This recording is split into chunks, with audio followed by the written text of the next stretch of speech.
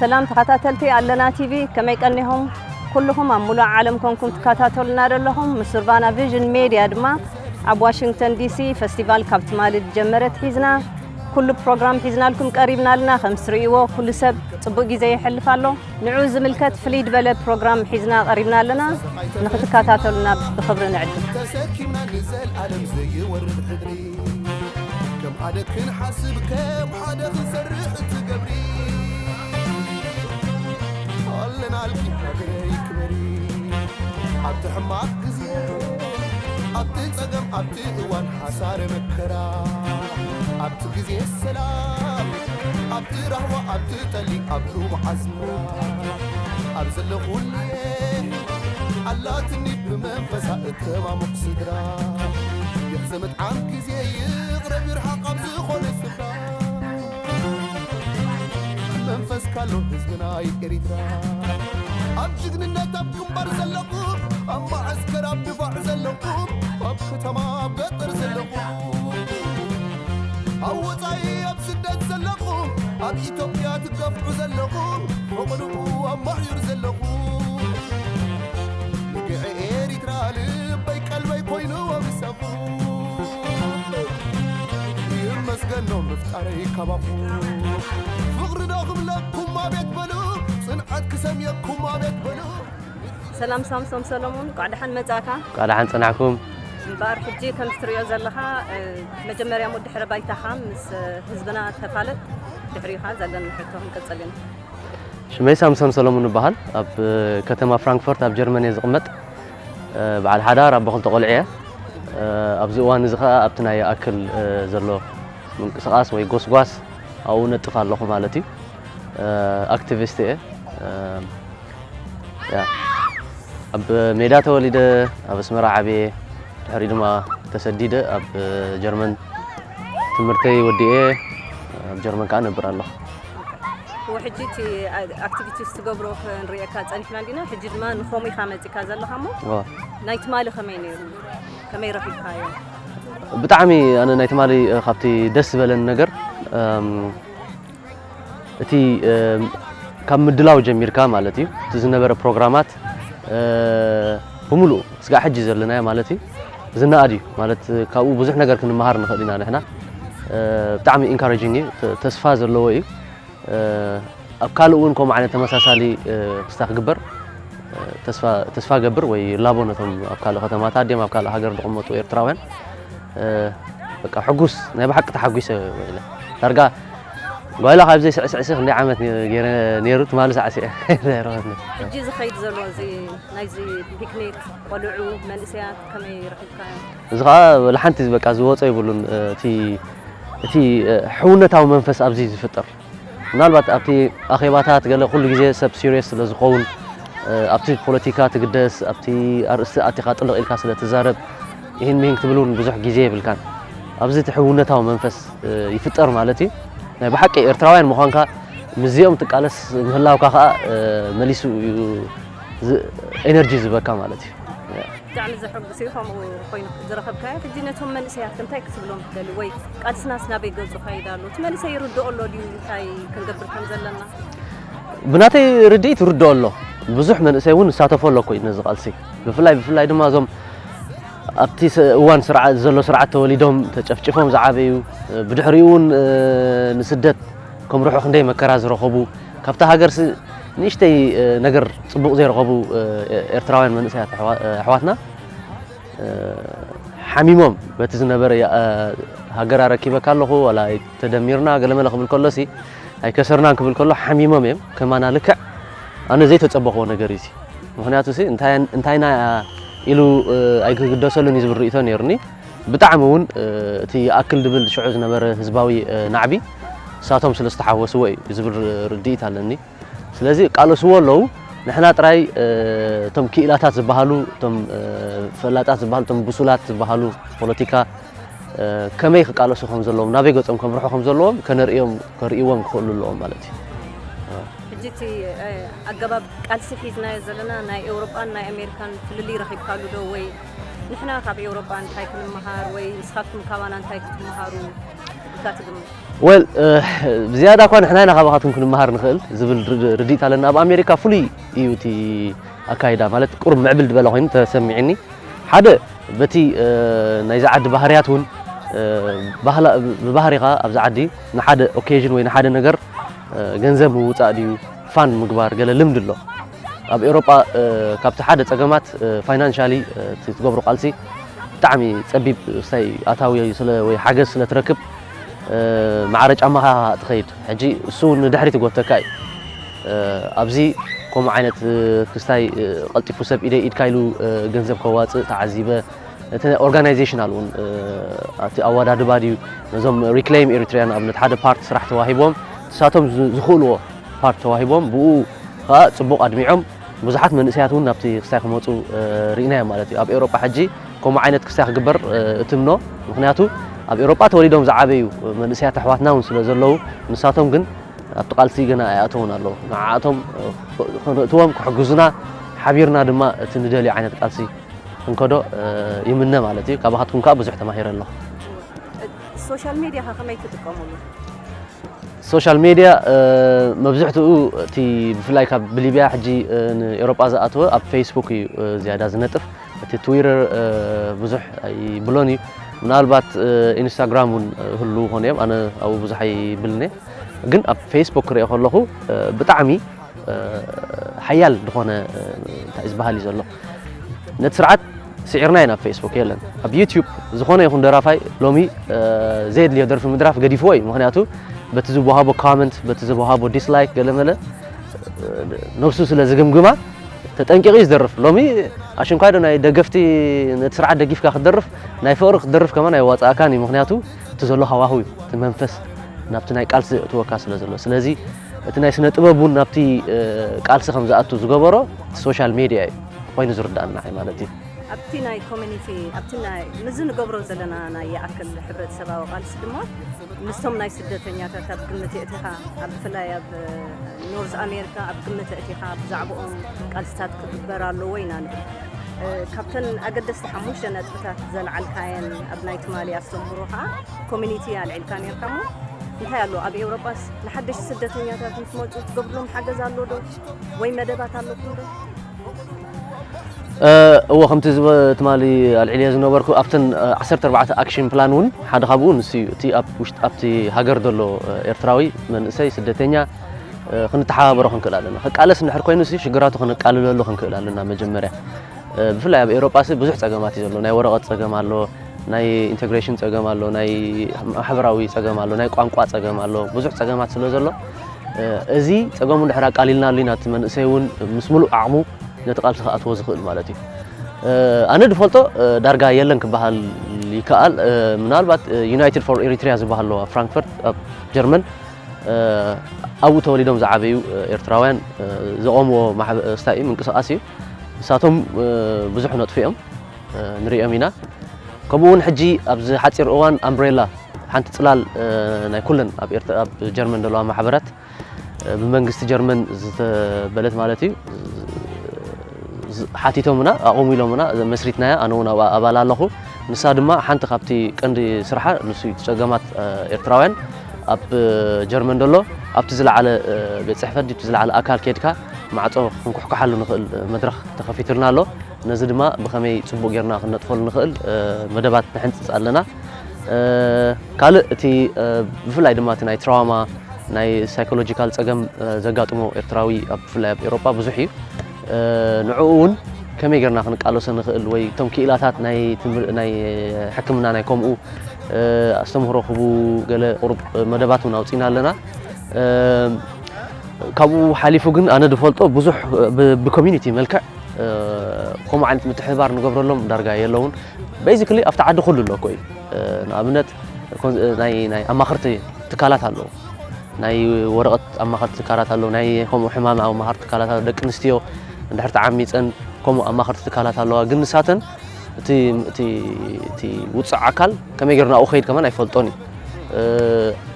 ንዕኡ ተሓቢርናዮ ኣተርጎምቲ ሒዝና ከይድና እንድሕር ኣካይድናዮም ገለ ከማን እኹል እዩ ማለት ባዕልና ንገብሮ ነገር እውን ኣይኮነን ኖርማሊ ስለዚ እዚ ክግበር ኣለዎ ሓደ ካብቲ ፕላን ኣውፂንያ ዘለና እውን ስለ ዝኾነ እቲ ኣክሽን ፕላን ተስፋ ገብር ተን ኮሚኒቲ ዝቆማ ብናይ ኣክሊ ብናይ ገለ ከምኡ ዓይነት ስራሕ ክሰርሓ ዋላው እንቶም መናእስያት ባዕሎም ተጠራኒፎም ዘለዉ ኣብ ከተማታት ገሊሉ ሕጂ እቶም ነባራት ዘይብሉ ከተማታት ሕጂ ዝመፁ ኤርትራውያን ዝኣተውዎ ብፍላይ በዚ ኢስት ብሎክ ዘሎ ናይ ጀርመን ድሕሪናዮ ቀደም ናይ GDR ዝነበረ ማለት እዩ ኤርትራዊ ነበረ ሕጂ መፅኦም ግን መዓት ይማኣትዮም ዘለዉ ስለዚ ንሓድሕዶም ሓድነት ዘይገይሮም ድሕሪ ዘይተጠርኒፎም ብውልቆም እውን ከሸግሮም እዮም ምንባር ማለት እዩ ስለዚ እሳቶም እውን ብሓንሳእ ተጠርኒፎም ቃለስዎ ክእሉ እዮም ዝባልሲ ማለት እዩ ኣብዚ እንታይ ኢና ንርኢ ተመክሮና እቶም ሓደሽቲ ዝመፁ ዋላ ቤት ማእሰርቲ ዘለዉ ዝተርጉመሎም ይስእኑ እቲ ሕጊ ኣይፈልጥዎን እዮም እቲ ናይ ጠበቓ ምሕታት ኩሉ ነገር ስለ ዘይፈልጡ ብዙሕ ሓገዝ ከም ዘድልዮም ደጋጊምና ንሕብረተሰብ ንሕብር ኣለና ንስኻ ነዚ ረኺብካዮ ዘለኻ ዓድል ተጠቒምካ ሕጂ ከዓ ነተን ካልኦት ንኣብነት ሕጂ እንድሕር ኣብ ፍራንክፈርት ጥራይ ኮይኑ እዚ ኣምብረላ ወይ ካልእ ሓገዛት ተገይሩ ዘለዎም ኩለን ኣብ ኤውሮጳ ዘለዋ ብሎ ትደሊ ዕድል ክበልካ ልዕሊ ኩሉ እቲ ሕጂ መፂ ዘሎ መንእሰይ ልዕሊ ሓገዝ ልዕሊ ገለ እንታይ ዝደሊ ፍቕሪ እዩ ዝደሊ ዘሎ ካብቲ ኣብዚ ዝነበረ ብፍላይ ኣብቲ ቦታና እንድሕር ሪኢኻ ተረጋጊፅካ ምኻድ እውን ኣሎ ፍቕሪ ንዑ እዞም ደቀይ ኢሎም ንሕር ኣኪቦሞም ንሕር ዕሊሎሞም ይህን ምሂን ኢሎም ሻሃስቴሞም እቲ ኮሚኒቲ እሱ ክገብር ዘለዎ መጀመርያ ልዕሊ እቲ ናይ ፖለቲካ ልዕሊ እቲ ሓገዝ ገለ ፍቕሪ ክቦም ክኽእል ኣለዎ ተስፋ ክቦም ክኽእል ኣለዎ ኣጆኹም ክብሎም ክኽእል ኣለዎ እዚ ንባዕሉ ሓደ ዓበ ሓገዝ እዩ ነቲ መዋእሉ ብሽግር ዘሎ ማለት እዩ ብፍላይ በዚ ፅርግያ በዚ መንገዲ እዚ ናይ በረኻ ናይ ምድረ በዳ ናይ ባሕሪ መፂኻሲ ዘይወፅእ በሰላ እዩ ኣብ ሂወትካ ኣብዚ ምስ መፅኻ እውን እቲ ሽግር ኣይውዳእን ይቕፅል ብኡ ቢሉ ስለዚ ተስፋ ክትቦ ክትክእል ኣለካ ካብኡ ሓሊፍካ ከዓ ብፍላይ ምስቶም ኣብቲ ዓዲ ዝተወለዱ ከነተሓሕዞም ከነላልዮም ክንክእል ኣለና ንሳቶም እቲ ዓዲ ፅቡቅ ገይሮም ይፈልጥዎ እዮም ክሕግዝዎም ከርእይዎም መንገዲ ክመርሕዎም ይኽእሉ እዮም እቲኦም ከዓ ዓዶም ባህሎም ገለ ክምህርዎም ይኽእሉ እዮም ነቶም ኣብዚ ዝተወለዱ ማለት እዩ ስለዚ ብዝተኸኣለ መጠን ምስቶም መሳቶም ምስቶም ኣብዚ ዓዲ ዝዓበዩ ከመይ ጌርና ክንራኸቦም ንኽእል ከመይ ጌርና ከነፋቕሮም ንኽእል ስትራቴጂ ክወፅእ ኣለዎ ባህላ እያ ፅቡቅ ሓበሬታ እዩ ሕጂ ነዚ ናይ ኣክል ቃልስናኸ መጻኢታትና ናበይ ገፁ ክኸይድ ኣሎ እንታይ ግምት ኣለካ የኣክል ብጣዕሚ ኣዝዩ ትስፉ ነገር እዩ ንዓይ ሕጂ ዘሕስበኒ እዚ ስርዓት እዚ ክእለ ድዩ ኣይእለን ደይኮነ እሱ ዳርጋ ውዲ እዩ ንዓይ ውዒሉ ሓዲሩ እዚ ኣክል ክሳብ ዘሎ ክትፃወሮ ይክእልኒ እቲ ስርዓት ክንኢና ክንሓስብ ዘለና እንታይ ክንገብር ኣለና ብድሕሪኡ ኸ ምናልባት ኣብ ስልጣን ዝጓየዩ ሰባት ክመፁና ክእሉ እዮም ምናልባት እቲ ዞባዊ ፖለቲካዊ ክስታይ ክፀልወና ዝኽእል ነገር ክህሉ ክእል እዩ እዚ ክነመዓራርዮ ክንዳሎ ክንክእል ኣለና እሱ እየ ዝብል ኣለኹ ሰብኣይ ምስ ለገሰሲ እንታይ ክንገብር ኣለና ክንዳሎ ክንክእል ኣለና እምበር ይኣክል ክእኽሎ እዩ መወዳእትኡ ከብፅሑ እዩ ከምዚ ንኸዶ ዘለና ከምዚ ኣብ ሙሉእ ዓለም ዝኸይድ ዘሎ ቃልሲ ናይ ኣክል ዕረፍቲ የለን ናህሪ እዩ ዝኸይድ ዘሎ ኤቭሪ ዊኬንድ ኣብ ዝተፈላለየ ከተማታት ንርኢ ኣለና ዝተፈላለየ መደባት ኣኼባታት ሰሚናራት ፌስቲቫላት ምትእኽኻብ ውድባት ክጠራነፋ ንርኢ ኣለና ስለዚ ኣወንታዊ ዝኾነ ነገር ናህሪ ዘለዎ ነገር ከይድ ስለ ዘሎ ስርዓት ፈፂሙ ክፃወር ኣይክእልን ነዚ ብጣዕሚ ፅቡቅ ሓበሬታ እዩ ብጣዕሚ ኢና ንመስግነካ ክሳዕ ካብ ጀርመን መፂካ ንሕና ፌስቲቫል ተሳቲፍካ እቲ ናትካ ተመክሮ ክትምህረና ብጣዕሚ እየ ዘመስግነካ መወዳእታ ክትብሎ ትደሊ ነገር እንተሎ ዕድል ኣነ እውን ብጣዕሚ ሕጉስ እየ ኣብዚ ምምፀይ ኣሜሪካ ከማን ዳርጋ መጀመርያ ግዜ እየ ዝመፅእ ዘለኹ ስለዚ ተቃልሲ እውን ዓድታት ተርእየና ኣሎ ንፈልጦም ሰባት ራኽበና ኣሎ ዘይንፈልጦም ነበርና ከዓ የላለየና ኣሎ ፅቡቕ ነገር እዩ ኤርትራዊ ምዃንካ ዝሕብነካ ነገር እዩ ኣነ እሱ ክብል ዝደሊ ኣም ፕራውድ ቱ ቢ ኤሪትሪያን ምናልባት እዚ ሕጂ ኣብ ሶሻል ሚድያ ገለ ዝኸይድ ዘሎ ነዚ ሰብ ሻቕሎ ኣሎ ብዙሕ እንታይ እዩ ዝዝረብ ዘሎ እንታይ ኢና ንብል ዘለና ዝብል ውሕዳት ሰባት ዝኸይድ ዘሎ እንታይ ዝበሃል ኤርትራውነትካ ኣብ ሕቶ ምልክት ዘእቱ ዓይነት ጎስጓስ ወል ኣነ እቲ ቃልስና እቶም ኣብ ቃልሲ ዘለው ሰባት እውን ኣብ ክልተ እየ መቒለ ዝሪኦም ገሊኦም ብፍቕሪ ነዚ ህዝቢ እዚ ክትስዋኣሉ ክትቃለሰሉ ሓላሊ ዝብል ተበጉሶ እዩ ናብቲ ቃልሲ ዘእትዎም ኣብቲ ደንበ ፍትሒ ማለት እዩ ገሊኦም ከዓ ሕርቃን ኣለዎ ማለት እዩ ሕነ ምፍዳይ ቅርሕንቲ ዘለዎም ዋላ ቅድሚ ሰውራ ዝነበረ ዲ ዋላ ሕጂ ከማን መንእሰያት ዝተበደሉ ዝተቐጥቀጡ ብሕርቃን ብነድሪ ዝኣተዉ ናብቲ ቃልሲ ኣለዉ ሕጂ እዚኣቶም ከዓ كله تزنبر تاريخ حكوا فتنو مالتي أما ودأت زيركا انتاي زمت شو إرتراونت كون أبحثه ملك تقوى مالتي كلا ايدنتيتي خدلت فتن مالتي سلازي نحنا إرتراون بفلا يفتدن بفتح زلنا سلامنتا إنا نقالس زلنا تنفلت كنكل لنا نحاليتي ويس نحنا مفداي نحر كوينو أيكو واتساناني صباح نقولون كنبر أيكونان مالتي مستم أبتدن بفتح زلوا سباتون مستم كم عينت أتحساس بازلهم كنبر أين خلينا نحاليت نحر كوينو جن تا زلاقة سلام تا نبي حكي إرترا سات بخومو مسنك على سلات رأي تمت تخلمه ولا تم أبتدن بفتح زلنا سي ملسينا مسحلنا أنا خن تحاتات أقداس كوينو سمعني يغني له تعمل صبوي يغني لنا أوكي ثانك يو كي حد نتسنيقه يرعد يسلخي مامي غير إنه بفقر مامي غير الريه الريه قدسي أفطر حبر عيني من النتي كبرتي حبني زنف أبي كيرو وقبني صدقان ديو زيقاك مخواني عجيه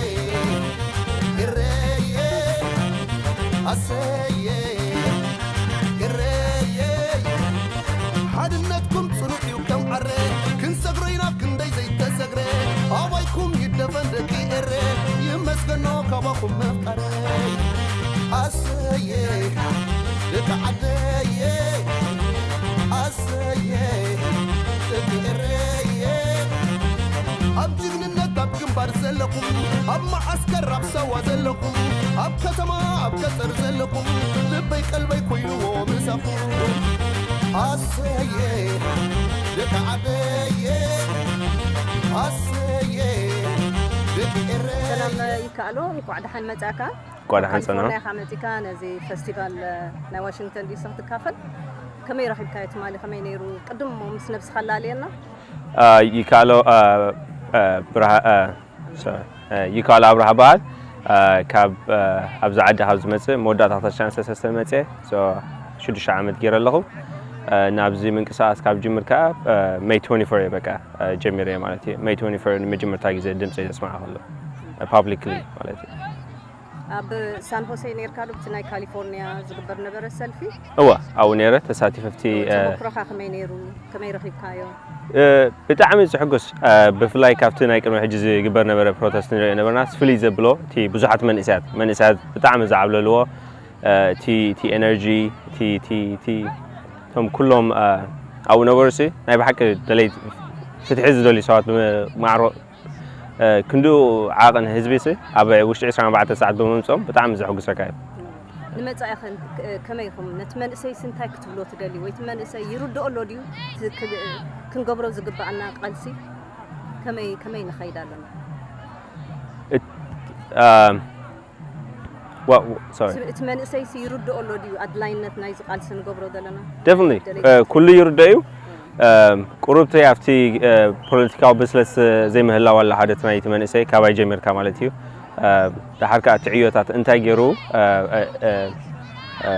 effect خمسة إزبل حتى الله تاي جرسي how can I impactful زغون action كويس تغير السو guide أو تتجرون نتمنى سي بتعمي حاجة زهون طبعا نايت مالك خمي راح يبكايو بتعمل طبعا I mean تي خمس زرعنا ملو عدراش ملو مليئسي بدحري سيرا تجرس كندي سبعة طويلة زبلوه بتعمي تي ولا تي حمرت نايتي كونتنت نايتي أخيباون بتعمي أقداسي الكونغرس كم يجر كلابي تجبر نايزبيبا نتهم حوادنا هم يجرنا السودان زلوا ولا بليبا زلوا هم يجرنا هم نعجزهم تناي من إسيات كا هم يجرم involve كم زجبرو panel discussion كا يبقى على أمباسادة حبرت كله بتعمل صبو أدمع زغنا دقنا ها تمنسي منسي بزح مسألة بقى دارجا you can feel tipping points بس يعني هم زلنا بوتريو بزح منسي أو تبيعه بمرايكا هو تعمل زعجس السوشيال ميديا خبها الكل بخمين تقوموا لنا اسخافكم في اللايتهم من اسيات في السوشيال ميديا كم يتقوموا لهم ناس من اسي كنتاي كنبلون خيل ناس زي ما تزلوس بخمين كنكسبون خيل في السوشيال ميديا تي منقحت مالتي كم تعنتو يزقل اسكو تي منقحت ناي بوليتيكال منقح بزح تخماتات من اسي سلازلو ንዕኡ መንእሰይ ከዓ ውይ ዘሎ ኣብ ሶሻል ሚድያ ገለ ሃደ ዝበለፀ መገዲ ክትረኽቦ ትኽእልሲ ኣብ ሶሻል ሚድያ ኢኻ ኣብኡ እቲ መንቃሕቲ ኣብኡ ንዕኡ በቲ መንእሰይ ዝርድኦ ቋንቋ ጌርካ ኣዳሊኻ ነቲ መንእሰይ ተንቅሖ እንደገና ከዓ ትውድቦ ማለት እዩ ሕጂ ድሕርቲ ናይ ሳን ሆሴ ዝነበረ ሰልፊ ዝገበርኩሞ ዕዉት እንድዩ ብድሕሪኡ እንታይ ለውጢ ሪኢኹም ወይ እንታይ ቅዲ ኣውፂኢኩም ንመጻኢ ብኸመይ ክትቃለሱ ትሓስቡ ኣለኹም ንመጻኢ ብዙሓት መንእሰያት ከነምፅእ እቲ ቀንዲ ዕላማ እቲ ብዙሓት መንእሰያት ክሳተፍዎ ምክንያቱ ሓደ ግብኦም እዩ እቶም ወለድና እቲ ናቶም ፓርት ኣቢሎም እዮም ንሃገር ኣምፅኦም እዮም እቲ ልኡላውነት ኣምፅኦም እዮም ዝተረፈ ዘሎ ቃልሲ ተሓርነት እቲ ናይ ህዝቢ ምሕላው ከዓ እቲ ናይ መንእሰይ ተርኡ እቲ ክሰርሕ ዝግብኦ መንእሰይ ንምምፃእ ማለት እዩ እሱ እቲ ዕላማ እንደገና ከዓ ተወዲብና ነቶም ኣሕዋትና ከዓ ኒው ኣራይቫል ሬፊጂ ዝኾኑ ከዓ ክንሕግዞም በዚ ተኻለና መጠን ሕጂ እቲ ናይ ሓደሽቲ ድመፁ ስደተኛታት ከም ዝተመክሮ ንሪኦ ዘለና ዋላ ቤት ማእሰርቲ ከለዉ ናይ ቋንቋ ፀገም ኣሎ ወላ ሓንቲ ስለ ዘይፈልጡ ጠበቓ ከም ዘድልዮም እንታይ ይሓቱ እንታይ ይምልሱ ብዙሕ ፀገማት እዩ ዘሎ እቲ ሕብረተሰብ ኣካል ናይቲ ንገብሮ ዘለና ቃልሲ ንክኸውን ኢና ንፅዕረሉ ብሸነኽኩም ኮሚኒቲ ሎ ድዩ ወይ ብደረጃ ኮሚኒቲ ክግበር ዝኽእል መደብ ኣሎ ዶ ብዙሕ ክግበር ይኽእል እዩ እቲ ክንገብሮ ንኽእል ዝተዓቕሚ ከዓ ኣሎ እቲ ጡርንፍነት እዩ ዘድሊ ዘሎ እቲ ኢኒሽዬሽን ምግባር ጥራይ ተበገስ ምብጋስ ጥራይ ዘድሊ ዘሎ ፅቡቅ ነዚ መንእሰይ ነዚ ትሪኦ ዘለካ ንብሕጂ ክመፅን ደልዮን ክትሕልፎ ደሊ መንእሰይ መልእኽቲ እንድሕር ኣሎ ዕድልካ እቲ ግዜና እዩ ደቂ ግዜና ንሕና እንተዘይብልና መን ክብለና ባዕልና ነፀገምና ባዕልና እንተዘይፈቲሕና ዝፈትሓልና ሰብ የብልናን ሕጂ እንተዘይፈቲሕና ከዓ ማዓሲና መሆን ፈትሖ ካብዚ ሕጂ ዘለና እዋን ዝበለፅ እዋን ከዓ የለን እንደገና ከዓ እቲ ፀገማት እቲ ኣሕዋትና ኣብ ሊብያ ይኹኑ ዋላ ኣብ ሱዳን ተቐርቂሮም ዘለውስ ክሪቲካሊ ግድን ክንሕግዞም ኣለና ታይም ዋዕላ ሕደር ዘይበሃሎ ጉዳይ ሕጂ ካባኻትኩም ካብቶም ካብ ካሊፎርኒያ ድመጻኩም ኣብቲ ፓነል ክዛረቡ ከለኹም ተመክሮኹም ንሕና ብሸናሕና ብዙሕ ተማሂርና ኣለና ንስኻትኩም ካብ ካልእ ሕብረተሰብ ካብ ዝተፈላለየ ዓዲ ድመፀ ዝረኸብኩሞ ሰብ እንታይ ኣለዎ ተማሃርኩሞ ሓድሽ ነገር ብዙሕ ተማሂርና ምስ ሳምሶም ሶሎም ተራኺብና ብዙሕ ሓሳባት ተላዊጥና ከመይ ጌርካ ነቲ ሰብ ሞቲቬት ትገብሮ እሱ ብዙሕ ኤክስፔሪንስ ኣሎ ቅድሜና ይጀሚሩ There's a lot. ብዙሕ ተማሂርና Thank you ሞ ጊዜኻ Thank you ፈቃደኛ ምዃንካ Thank you Thank you so much ዕድቀይ ሓድነት ሰኒቐ የረዓዳይ ሰለኺ ማሚቐ እነህቡ ብፍቕሪ ማሚቐ እረየ ኣሰየ እረየ ኣሰየ ቅዱስ ኣብ ፍጡር ሕብረ ዓይነይ መንነተይ ክብረተይ ሓበነይ ዘነብ ኣባይ ገይርዎ ገበነይ ጸጋ እንድዩ ዜጋ ከምዃነይ ዓደየ እረየ ኣሰየ እረየ ሓድነትኩም ጽኑዕ እዩ ከም ዓረ ክንሰግሮይና ክንደይ ዘይተሰግረ ኣባይኩም ይደፈን ደቂ እረ ይመስገኖ ካባኹም መፍቀረይ ኣሰየ ደቂ ዓደየ ኣሰየ ደቂ እረየ ኣብ ጅግንነት ኣብ ግንባር ዘለኹም ኣብ ማዓስከር ኣብ ሰዋ ዘለኹም ኣብ ከተማ ኣብ ገጠር ዘለኹም ልበይ ቀልበይ ኮይኑዎ ምሳኹም ኣሰየ ደቂ ዓደየ